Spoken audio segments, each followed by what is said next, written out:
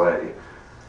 My grand pleasure to introduce to you Dr. William, a.k.a. Bill Allner. Give him a hand. Thank you, Guy.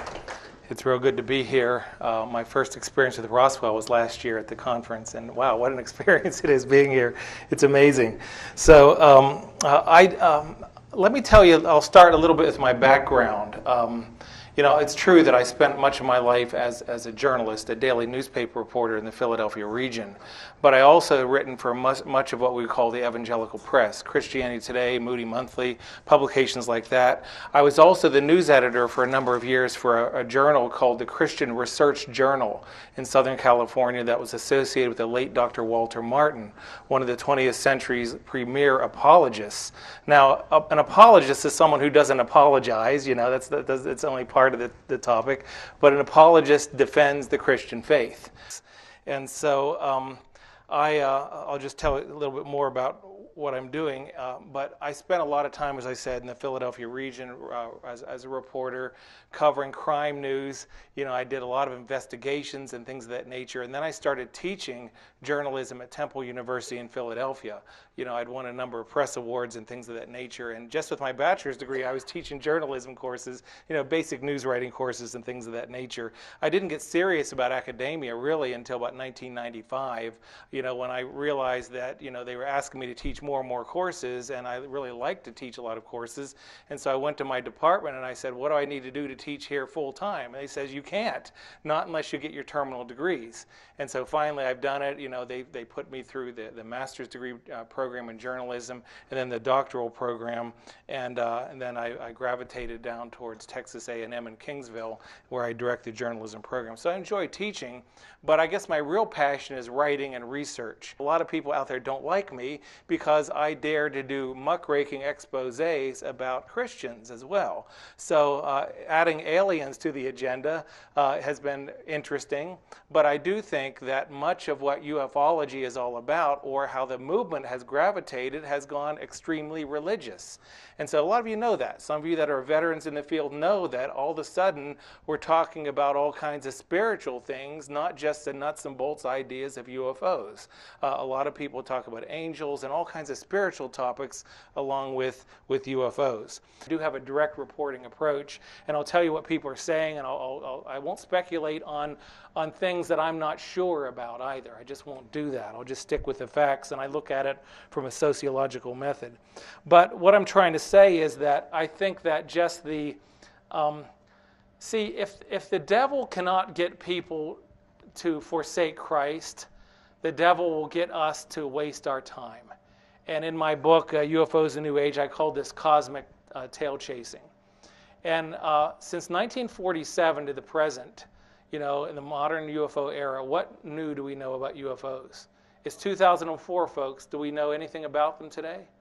Well, not much more than we knew in 1947. There's still no big consensus what they are. You can go to listen to any expert in UFOs, and there's even at this conference, there's no big agreement over who they are. I think at least the Christian speakers at this conference generally believe that they're tied into the world of the demonic. I believe that. I think the evidence leads there. But they'll waste your time. I know researchers that have spent their whole lives researching UFOs, looking into crop circles, doing all kinds of things, and some of them are getting old now. And they really don't have anything to show for it except for chasing this phenomena their whole lives. And they never get any answers for it. Again, cosmic tail chasing. It's out there as well. But he wrote a book that was one of the key books, I think, in that era of ufology. It was called The Fellowship.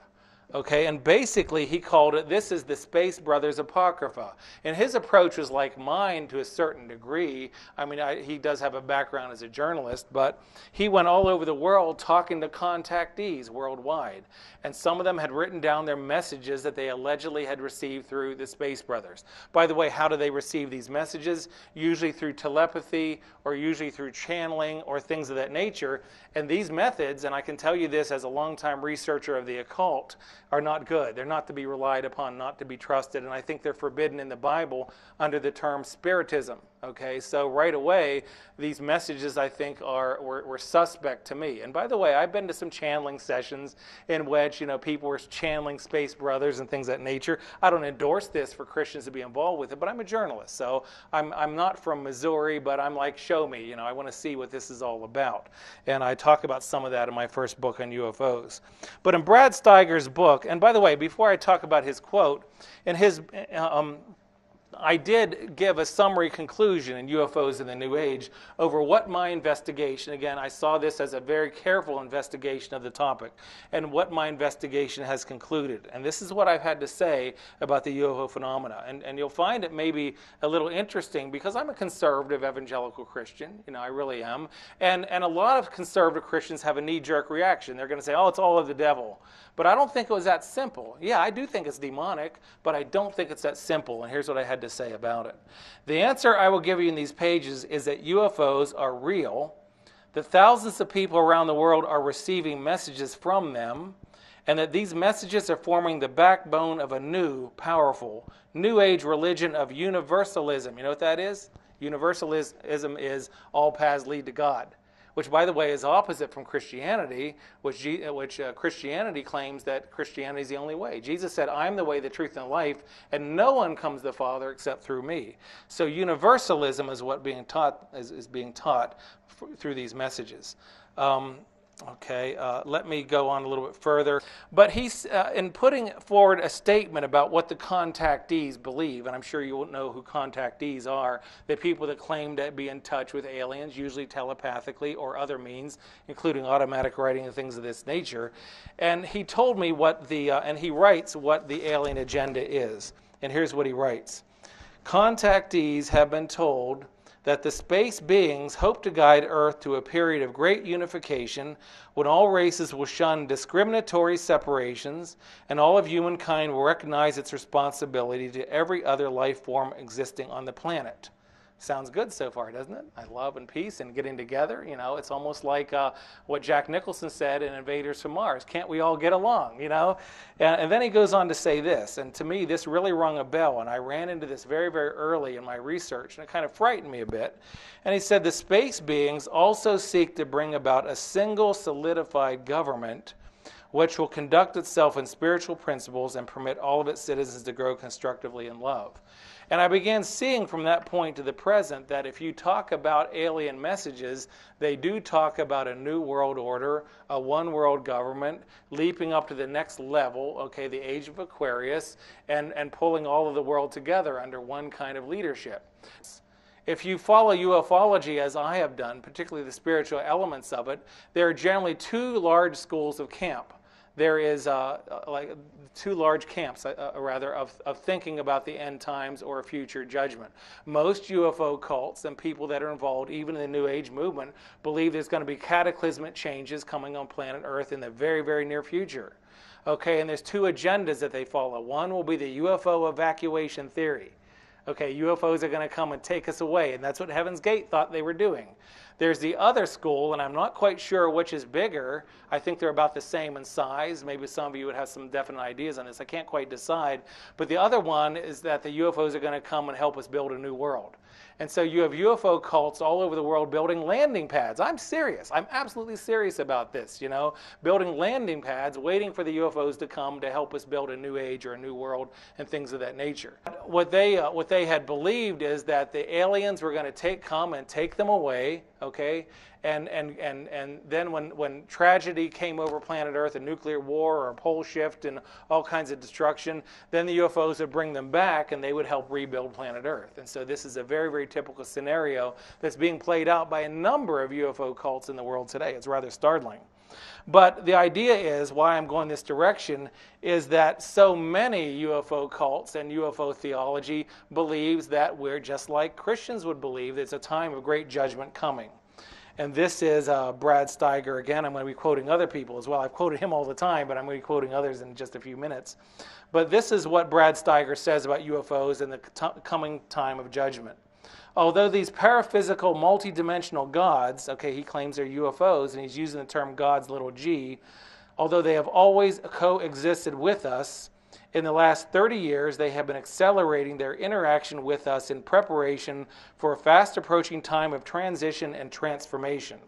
This period, we have been told, will be a difficult one, and for generations our prophets and revelators have been referring to it as the Great Cleansing, Judgment Day, Armageddon. But we have been promised that after a season of cataclysmic changes on the earth plane, a new age consciousness will suffuse the planet. It is to this end that gods have been utilized in the UFO as a transformative symbol. Okay, interesting. Now, another one I'm going to be reading is Alicia Francesca is another one, and she says this. She says, prepare yourself, and this is directly a channeled message she claims she got from her entities. And she claims they're aliens. Prepare yourself, she said, for the day now closely approaches, and those who are not so prepared must vanish from the face of this your earth. Those who align themselves to the things of the old must surely be destroyed with that age of decay and darkness. So a lot of people that are involved in New Age circles and UFO circles think there might be a great disappearance anyway. That's exactly what Christians believe, except they have it opposite, that the evil people are going to be the ones that disappear. Isn't that startling? And this is mainstream UFO religion, believes in these ideas, a UFO evacuation or things of that nature, or the UFOs coming to help save us from ourselves, pretty much. And to me, that's very, very dangerous. But one of the most dangerous things about it, from my opinion, is that what does New Age religion or UFO religion, what do they think of Jesus Christ? Interesting subject. And I kind of alluded to this, and I'll quote this early article I did, really, in 1988, UFO Cults Are Flourishing in New Age Circles. I was talking about the Whitley Strieber phenomenon there, and I ran into the topic of abductees and contactees and things of that nature. And Whitley Strieber claims to have been an abductee and even a contactee at this point. He's very, very active in UFO circles. But I ran into a man by the name of Stuart Goldman that followed Whitley Strieber around for a couple years and read all of his books. And he wrote a manuscript about Whitley Strieber's experience. And he says this, in looking at the backgrounds of UFO abductees, it quickly becomes clear that almost to a man, they have some background in New Age or occultic beliefs. Interesting. Studies show that there are very few practicing Christians or Jews among UFO contactees. What could this mean? Are the aliens racist? Or does this rather indicate something about the belief systems of the abductees themselves? I think the answer my research has shown has been the second conclusion, that the movers and shakers, I think, in the UFO religious aspect, always dabbled with the occult first, something that the Bible specifically condemned. You know, they, as one of the speakers said during this conference, if you want to see a UFO, they'll make sure you see a UFO, you know. A lot of them are involved in astrology, Ouija boards, tarot cards, and on and on and on. And then the next logical step with UFOs. And we saw this with Shirley MacLaine as well. Eventually it led to UFOs. And so a lot of people get involved with new spirituality, as we now call it, and it'll lead into UFOs and channeling and things of that nature. And by the way, channeling of spirits is specifically condemned in the Bible, I would say about 40 times. Really, it's specifically condemned many, many times, over and over and over again. But getting back to what I was talking about, I don't know of a single evangelical Christian, okay? We're talking about, a lot of people claim to be Christians, but I'm talking about those that really stand on the Bible, God's Word, okay, that have become contactees. You know, and furthermore, I've talked to a number of people, and Joe Jordan has done some research on this, is that many times when people have been abducted, when they call out the name of Jesus Christ, the abduction stops right away. It's rather startling, isn't it? So again, I'm not going to go into any rabbit trails about what other religions believe and things of that nature. But what I'm trying to say is that the theology behind UFO religion is diametrically opposed to Christianity. Now I'm going to read a few quotes that UFO people attack Christ's words and his mission. And this is from page 178, a contactee by the name of Reinhold Schmidt. And he said that that through his contacts that he's been told that people should accept universal laws and truths, and that we should get together for a new age in preparation for the coming of the Master. And who was the Master? Well, it wasn't Jesus, Schmidt said.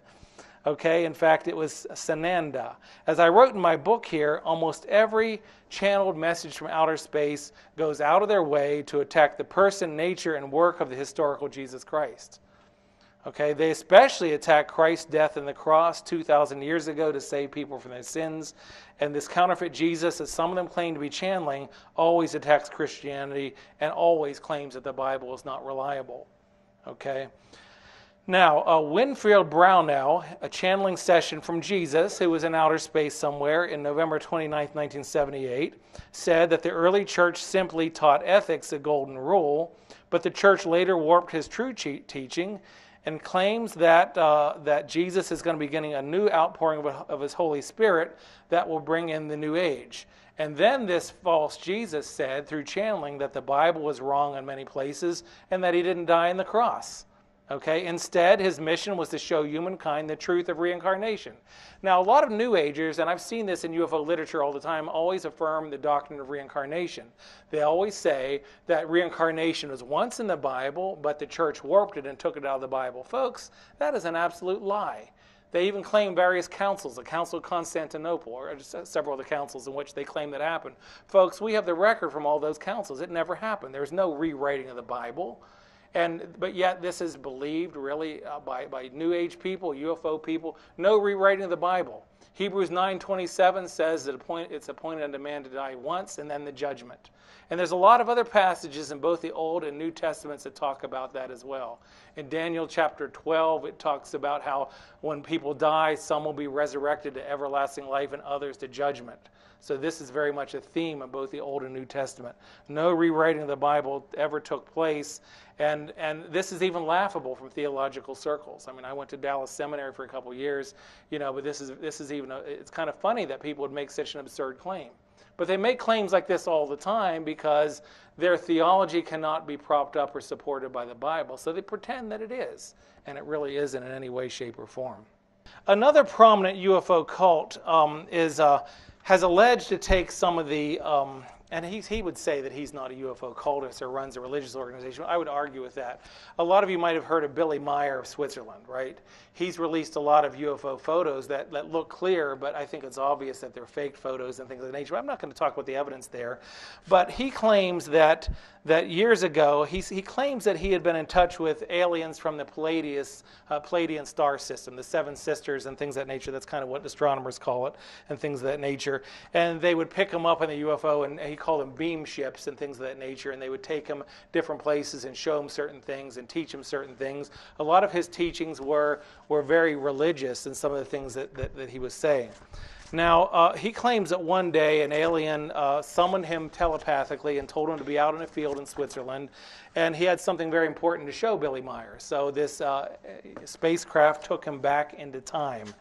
And right here it is. It's an article. I wrote about this in my two articles in the Spiritual Counterfeits Journal. But they took him back into time, okay? And where did they take him? Well, to the first century, and these aliens said they wanted him to meet Jesus to find out the true truth of Jesus Christ and who Jesus was.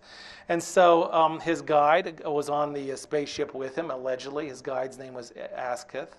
And he claims that, first of all, Jesus, that really is never his name. And, of course, it wasn't in the Hebrew. I mean, it was Yeshua, but it's been kind of changed, not really changed, but like anglicized into Jesus. But allegedly, this entity who claimed to be Jesus said that his real name was Emmanuel, and he gave him like 5 points, okay, that he should take back to the modern era in the 20th century and proclaim these 5 points to the world. Number one was that Judas Iscariot was not a traitor.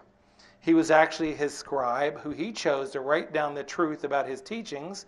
Judas was instructed to bury his writings with the hope it would be discovered someday. And by the way, Billy Meyer claims to have dug up this new scroll that gives an alternate reading of the New Testament, an alternate view of the Gospels. And basically, it's like a hodgepodge of New Age beliefs is what it is. And it's been shown to be a fraud and things of that nature. Number two, Jesus explained that he has never been called Jesus Christ. He claimed that he knows he will be called that because his teaching will be falsely rewritten by others to further the religious aims of the Apostle Paul. Therefore, what will be written in the Bible about him will be, quote, deceitful lies. So again, all the UFO cults attack the Bible. Almost every one of them do that. I don't know of a single contactee that claims that the aliens transmitted a message to them saying that Jesus Christ died on the cross for the sins of the world. You just don't see that. You don't see it at all, ever. You don't see it. Point number 3, this false Jesus told Billy Meyer that he never died on the cross. Well, as Paul said, without the cross, there's no resurrection, and then therefore you have no hope. Number 4, he denied his virgin birth and told Meyer that his father was a man called Isrich Gabriel, who was apparently trained by the Palladians, trained by the aliens. And number 5, he denied that he was the creator or the Son of God.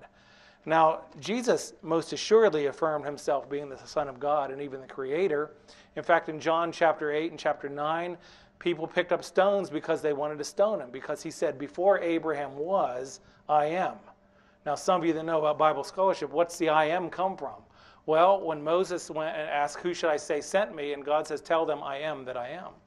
So Jesus, and this is one of the doctrinal points of Christianity. I mean, Orthodox Christians, and I would affirm this, believe in the doctrine of the Trinity. I mean, even though Jesus was the Son, he was also the Father. I mean, I'm making it very simplistic. Don't ask me to explain the whole doctrine of the Trinity. Maybe Mike can, but I believe that 1 are 3 and 3 are 1. But Jesus was claiming to be the creator. Before Abraham was, I am. So it's interesting how that went on. But again, I'm quoting these people, their own words, and my books are filled with their quotations of what they're saying and what they really mean about certain things.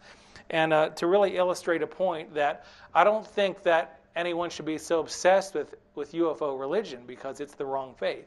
It'll guide you into the New Age. It'll guide you into Spiritism and all kinds of things condemned in the Bible. And it'll guide you into danger.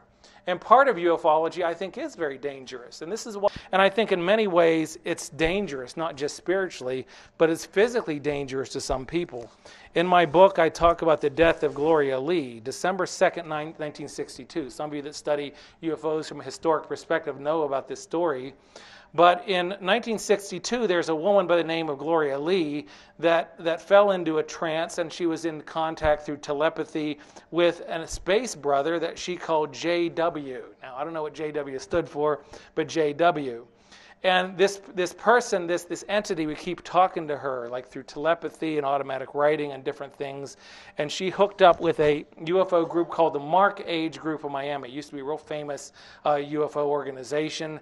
And she said that she was told by the space brother that she's supposed to go to the government, go warn the United States government and the Russian government, if she could, to convince it to change its warlike ways. Again, the Cold War was big in that time period and things of that nature.